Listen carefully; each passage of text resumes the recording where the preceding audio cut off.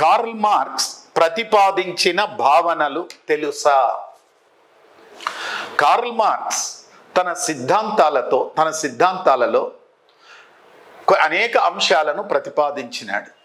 Karl Marx ప్రకారము పెట్టుబడిదారీ ఆర్థిక వ్యవస్థలో వస్తువు యొక్క విలువ 3 కారకాంశములపై ఆధారపడి ఉంటుంది. అది ఒకటి స్థిర మూలధనము, దీనిని సి అనే సంకేతంతో సూచిస్తాము. రెండవది చర మూలధనము, దీనిని వి అనే సంకేతంతో సూచిస్తాము. మిగులు విలువ, దీనిని ఎస్ అనే సంకేతంతో సూచిస్తాము.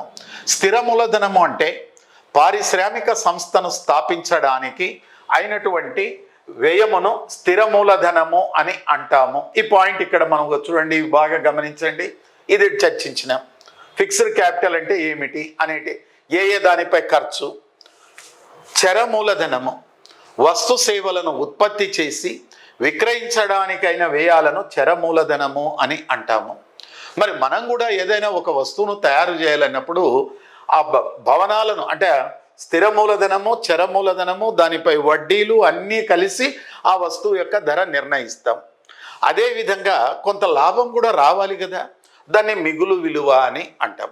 అందువల్లనే కార్ల్ మార్క్స్ ఏమంటాడంటే, ఒక పెట్టుబడిదారీ ఆర్థిక వ్యవస్థలో ఒక వస్తువు యొక్క విలువ స్థిర మూలధనము, చర మూలధనము, మిగులు విలువలపై ఆధారపడి ఉంటుంది.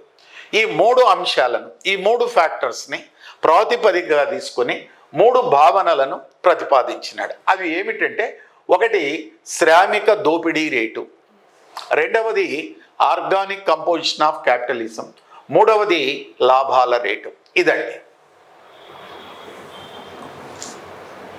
ఓకే, అర్థమైంది కదా? ఈ పాయింట్స్ని గుర్తుపెట్టుకోండి, ఇది మీరు పరిశీలించుకోండి.